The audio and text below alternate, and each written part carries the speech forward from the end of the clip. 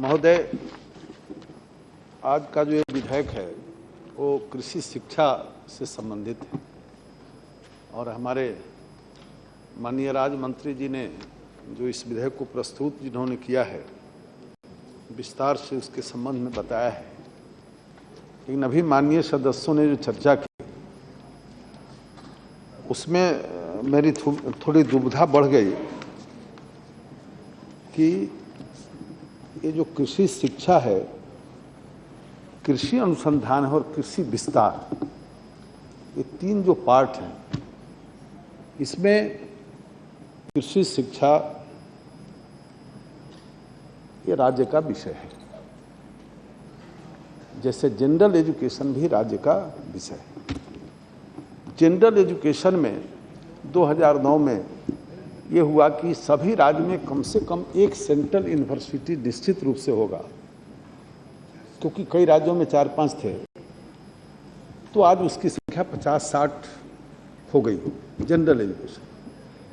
लेकिन agriculture education की तो स्थिति ये है कि इसके 73 कृषि विश्वविद्यालय हैं। सारे कृषि विश्वविद्यालय राज्यों के अधीन। जैसे जनरल यूनिवर्सिटीज को यूसीजी के द्वारा सहायता मिलती है, उसी तरह से आईसीआर के द्वारा हम कृषि विश्वविद्यालयों की सहायता करते हैं।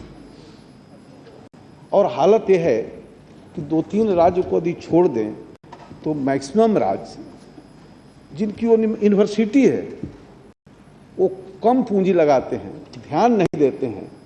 तो आईसीआर से, जैसे यूजीसी से जनरल यूनिवर्सिटी को जाता है, तो आईसीआर से जो सहायता चलती है उसी के भरोसे वो चल रहा है। अब महाराष्ट्र के 4 कृषि विश्वविद्यालय जो कभी किसी जमाने में उसका बहुत बड़ा नाम था, आज भी हजारों एकड़ के कैंपस हैं। महात्मा फुले कृषि विश्वविद्यालय, मुझे जानकारी ये आई कि जो टीम अध्ययन करती है सहायता देने वाली आईसीआर की, उसने एक रिपोर्ट दिया कि वो 4 विश्वविद्यालय को अब आगे सहायता नहीं दी जाएगी। मेरे लिए बड़ा आश्चर्य का विषय। मैं वहाँ गया और वहाँ गया तो पता चला कि उस विश्वविद्यालय के अंदर 80 प्राइवेट कॉलेज भी खुल चुके हैं, जिसकी चर्चा हमारे पंजाब के मित्र कर रहे थे। एक दूसरा धंधा है, लेकिन आईसीआर सभी विश्वविद्यालयों को सहायता करती है। और इसमें कृषि शिक्षा में इस वर्ष भारत सरकार ने 40% की वृद्धि की है। हमारे एक मित्र बोल रहे थे, लेकिन 40% की वृद्धि की। आंध्र और तेलंगाना का जब बंटवारा हुआ था, उस समय जो कुछ बातें आई थी, इसमें शिक्षा की बहुत बातें आई होंगी, लेकिन कृषि शिक्षा के संबंध में मुझे स्मरण है कि जब मोदी सरकार बनी थी तो उस समय ध्यान में आया कि जब आंध्र एक था तो एक हॉर्टिकल्चर यूनिवर्सिटी था और एक एग्रीकल्चर यूनिवर्सिटी था, और बंटवारा के बाद एक राज्य में हॉर्टिकल्चर चला गया, एक राज्य में एग्रीकल्चर चला गया। तो हमारे प्रधानमंत्री जी ने घोषणा की थी कि हम सहायता करेंगे, आंध्र में एक हॉर्टिकल्चर कॉलेज के लिए और तेलंगाना में एक एग्रीकल्चर कॉलेज।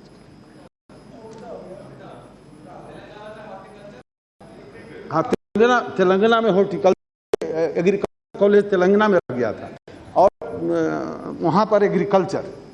और मैं आपको बताऊं कि मैं जिस दिन गया था आंध्र के अंदर, वो इतनी बड़ी भीड़, क्योंकि हम तो एमपी रहे फिर मंत्री बने, लेकिन 20-25 हज़ार की भीड़ थी।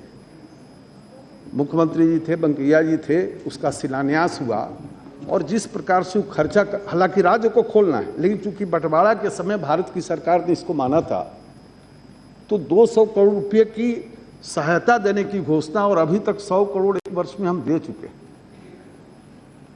वो जैसे जैसे खर्चा का रिपोर्ट आता है, लेकिन हाल में अभी 8 महीना पहले आपने शुरू किया है, खर्चा जैसे करेंगे, हमको 100 करोड़ देने का था, जैसे जैसे रिपोर्ट आया तो आप समझ सकते हैं कि 8-10 महीने के अंदर हम 85 करोड़ रुपया दे चुके हैं।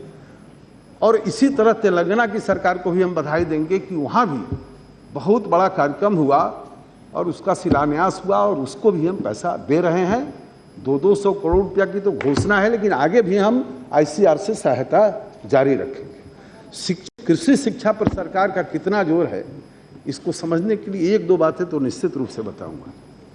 हमारे कोई मित्र बता रहे थे कि कृषि शिक्षा की ओर ध्यान नहीं है, माने कृषि में शिक्षा इसका आकर्षण नहीं, या खेती में शिक्षित लोगों का आकर्षण नहीं, और ये धारणा बनी हुई कि खेती लोग छोड़ रहे हैं। लेकिन मैं बताऊं कि अभी तक सैकड़ों कार्यक्रम में जब किसानों को पुरस्कृत करने के लिए मैं गया हूं, तो मैं तो सोचता था कि पुरस्कार देना है तो कोई धोती कुर्ता वाला होगा, लेकिन आधे ऐसे मिलते थे जो जींस पैंट पहने हुए होते थे। नई टेक्नोलॉजी से खेती करना शुरू किया नौजवानों ने, और इसका ये सबूत है, इसका ये सबूत है कि अब पढ़े लिखे लोग नौजवान बड़ी तेजी से नई टेक्नोलॉजी के साथ खेती की ओर अग्रसर होगा। और हमने कुछ परिवर्तन भी किया है, सिलेबस में परिवर्तन किया है, अब कृषि को व्यावसायिक बनाया है। और पहले भी जो ग्रेजुएशन की डिग्री मिलती थी तो 6 महीना के लिए उसको ग्रामीण कार्य अनुभव करना पड़ता था, तो 750 रुपया प्रति वर्ष उसको, प्रति माह उसको मिलता था। सरकार बनते हमने उसको बढ़ाकर किया 3000 रुपया प्रति माह। पीजी के विद्यार्थियों को कुछ नहीं मिलता था, लेकिन हमने तय किया कि अपना राज्य छोड़कर दूसरे राज्य में जाएगा तो उसको भी 3000 रुपया प्रति माह दिया जाएगा। तो बहुत सारे, अब उसके लिए अलग से एक दिन कृषि शिक्षा पर चर्चा हो तो इन विषयों पर हम विस्तार से कर सकते हैं। फिर अनुसंधान, अब हमारे एक मित्र बता रहे थे कि हर जिला में एक विश्वविद्यालय होना चाहिए, कृषि का विश्वविद्यालय। मैं उनको बताना चाहूँगा कि हर जिला में जिस दिन एक कृषि का कॉलेज हो जाएगा, देश ऊंचाइयों के चरम पर पहुंच जाएगा। विश्वविद्यालय की बात तो छोड़िए, विश्वविद्यालय माने एक जिला में एक कॉलेज हो जाए। और निश्चित रूप से हम विश्वविद्यालयों की सहायता करते हैं, और राज्य सरकारों से भी, आप सबके माध्यम से, सदन के माध्यम से हम अपील करते हैं कि जितनी बड़ी संख्या में, लेकिन जैसा हमारे पंजाब के मित्र बता रहे थे कि गोरख धंधा के लिए यदि खोलते जाएंगे तब तो बड़ी मुश्किल, चंदू माजरा जी बता रहे थे। और एक हमने वहाँ देखा है, महात्मा फुले विश्वविद्यालय के उस जिला, अहमदनगर जिले के अंदर वो है, मैं वहाँ गया था। पूर्वोत्तर तक का जहाँ तक सवाल है, हमारे मिजोरम के, हमारे मणिपुर के माननीय मित्र, इनके साथ भी हम 2 दिन, इनके स्मरण में होगा, मणिपुर का भ्रमण किए थे। और अभी तक पूर्वोत्तर के, मणिपुर के अलावे सभी राज्यों में कम से कम 2 दिन और 1 रात तो जरूर हमने बिताया, और 150-200 किलोमीटर के दायरा में जाने का अवसर मिला है। मैं वहाँ गया था, हमारे प्रधानमंत्री भी 1 रात बिताए हैं पूर्वोत्तर में, 1 रात रहे हैं, 2 दिन गांव के खेत पर भी गए। तो ये जो इसका नागालैंड का जहाँ तक सवाल है, आपने चर्चा की, मैं गया और वहाँ उद्घाटन कर दिया। देखिए, नागालैंड की सरकार अपनी व्यवस्था से वेटनरी की शिक्षा देने का काम करता है, उसके लिए बिल्डिंग भी बनाया है और सत्र भी शुरू किया है।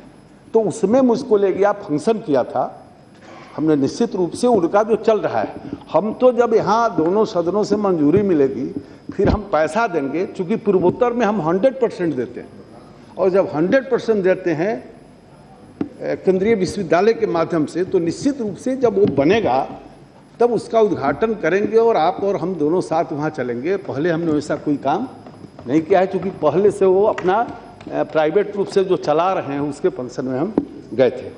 ये आज से 22-23 वर्ष पहले जब आपके यहाँ इम्फाल में यूनिवर्सिटी की स्थापना हुई थी, तो इस 22 वर्ष के अंदर पूर्वोत्तर में 7 कॉलेज खोले गए थे, 7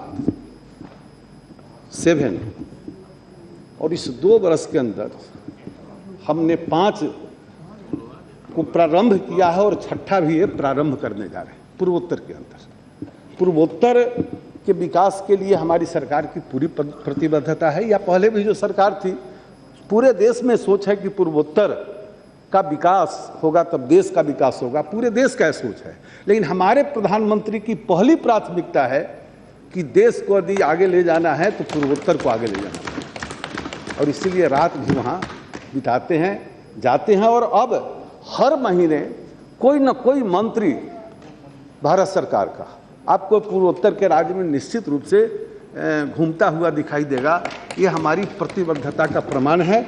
और नागालैंड जो 20-21 वर्षों से कृषि शिक्षा या एलाइड सेक्टर की शिक्षा से जो दूर रहा, वहाँ के मुख्यमंत्री जी 2-3 बार आए, उन्होंने सहमति दी और आज का ये विधेयक नागालैंड के कृषि क्षेत्र में और एलाइड सेक्टर में विकास को गति देगा। और इसीलिए मैं पूरे सदन से विनती करूंगा कि हम सब सर्वसम्मत से इसको पास करें।